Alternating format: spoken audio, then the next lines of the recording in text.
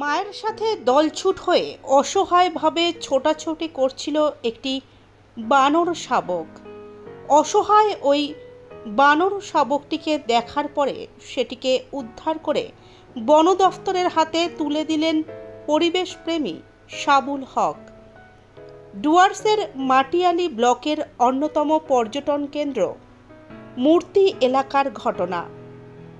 জানা গিয়েছে, এদিন সকালে কয়েকটি বানর গরুমারা জঙ্গল থেকে বেরিয়ে মূর্তি এলাকায় চলে আসে।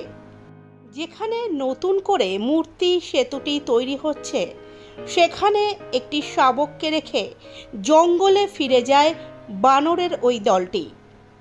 ছোট্ট বানরটি দিশেহারা হয়ে এদিক ওদিক ছোটাছুটি করতে থাকে।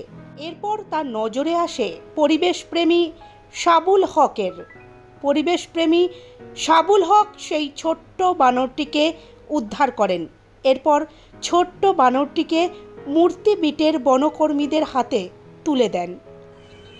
এই বানরের বাচ্চাটা অ্যাকচুয়ালি কালকে মূর্তি যেখানে ব্রিজের কাজ হচ্ছে সেখানে অনেকগুলোই আসছে এবং ছোটো বাচ্চাটাকে মাটা রেখে গেছে।